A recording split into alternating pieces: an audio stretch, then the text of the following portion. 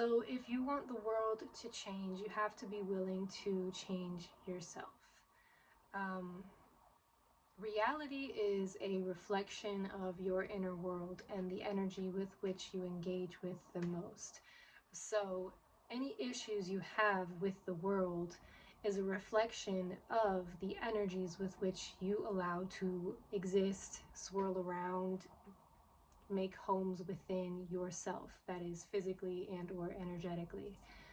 I want you to imagine the world, the universe, even as a large pond. And in every single moment, you are tapping the surface of this pond. And with each tap, you're sending out a ripple. Now, everyone has their finger in the pond and everyone is sending out their ripple. The focus here is yourself, your ripple. What does your ripple contain? What sort of energy do you send into the universe? Is it fear? Is it reactive? Is it worry? Is it doubt? Is it angst? Is it frustration? Or is it trust? Is it compassion? Is it love? Is it maturity? Is it discipline and discernment?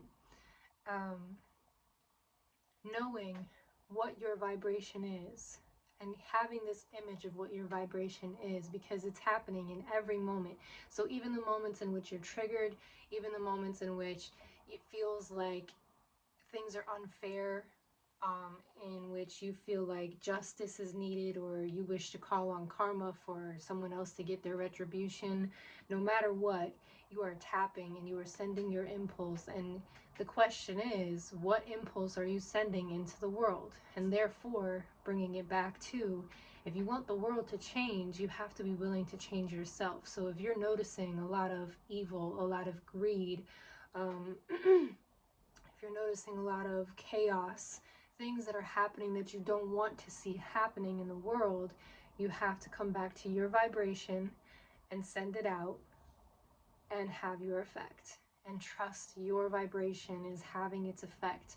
That's the only way to combat the things that you dislike about the world. It's easy to complain, it's easy to acknowledge the things that we wish would be different in our reality. What's hard is doing something about it, because a lot of us get caught up in the material of, oh, I have to go and perform something, I have to go and physically do something in the material realm, where even if you go to that trying to be neutral here, if you even if you go to that event, or you go to that community potluck, or you go to help out a neighbor, whatever you do, if you're going and in those moments you're tapping and you still feel resentment, or you still feel fear or anger, your energy, it's kind of washing or neutralizing whatever your physical exertion is, because your energetic exertion is not matching your intention. You want the world to be of peace. You want the world to be compassionate. You want the world to be just. You have to be just in your energetic impulse in order to match your desires. You can't have that outcome without having the energetic responsibility to say, this is the impulse that I'm sending into my world. And I promise you that once you start being more intentional with your impulse, say one day you wake up and you decide that today my impulse is compassion, and you are able to maintain compassion for most of your day just as an impulse, you'll see it's reflected in your reality. The reality of your world is just a reflection of your inner world, and you will see that the things that brought you fear or resentment, you engage with them less because they're not reflecting to you the energy that you are putting out, or they just stop engaging with you or having their effect on you if you do still engage with them, like social media or face-to-face contact with difficult people. Um, it's interesting because it's been proven physically, scientifically, that if you go outside and you touch the ground, like if you touch dirt, if you touch the earth, that impulse can be registered physically up to 5,000 feet away. Um, the thing about energy is that it goes even further than the material. So 5,000 feet is a very very far, like very long way. So even if you go out and you have just your physical impulse, then you add your energetic impulse. Whatever your impulse is, whatever is on your ripple, is going out and is having its effect. The issue with humanity, if you want to put it that way, is that most people are ignorant to their impulse. And so, however they feel, whatever they are reacting to that day, whatever's triggering them. And again, most of our society in this Western world is built to cause a reaction. It's not even just politically, but just if you're looking at social media and you see, there's ads for buying clothes, that's meant to invoke a reaction in you. And if you're not being intentional, if you're ignorant of your impulse, it's more likely to have its effect on you. And now your impulse is need, is want, is I need that, I want more, is insatiability. And so you're interacting with these impulses and you're sending impulses out into the world and wondering what's wrong with the world. Why can't it be this way? Well, it's because you haven't yet participated in actually shifting your own impulse. It is our duty as humans in this world with consciousness to shift our impulses in order to build the new world, in order to build the world that we wish to see reflected in our reality of community, of care, um, all of the words to describe it. You know exactly how you wish to feel every day. If we want that to be our reality, we have to be more intentional with the impulses we're sending out on the ripples of our existence. Because no matter what, we are energetically always creating an impulse. Our heart beats, it's with every heartbeat. You know, we are spiritual beings, we are energetic beings.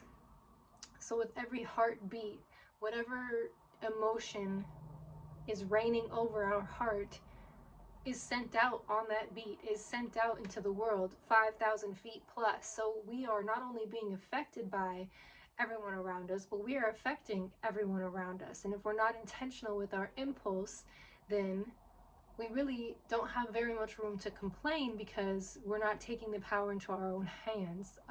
Astrologically and spiritually, we're in a time of, the age of Aquarius, where our sovereignty and our agency is given back to us. We're no longer under the illusion of needing to pray to a higher power in order to access our personal power. We have it, and it's going to take some building this new relationship with yourself. It's going to take some building, but as you build, as you become more responsible with that agency and that sovereignty, the ability to decide, this is not how I want to live, this is not how I want to feel, here is how specifically I would like to feel instead, and then intentionally tapping the surface of that pond and saying, okay, I'm sending out my ripple, and on that ripple so will come back the reflection of your desire to change your world and how you relate to it.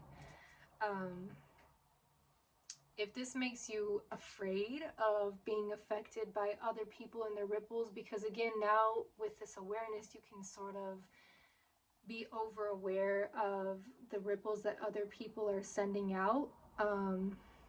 Know that nothing is stronger than your personal power. So if something is really triggering you, if someone, their ripple, it just feels like they're louder than everyone else, or it feels like it's really getting to you, focus on your ripple and protect yourself with your ripple. Create a barrier with your intention of compassion or calmness or peace, whatever it is that you want to keep coming back to and manifest more of in your life.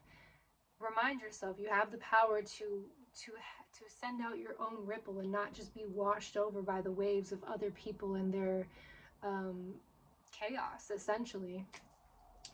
Like I was saying, this is the time of sovereignty and agency, and so we cannot wait for the world. We cannot wait for everyone else to say, okay, yeah, we're going to start being kinder to each other. We have to be kind to ourselves and then therefore kind to others and send out our ripple of kindness.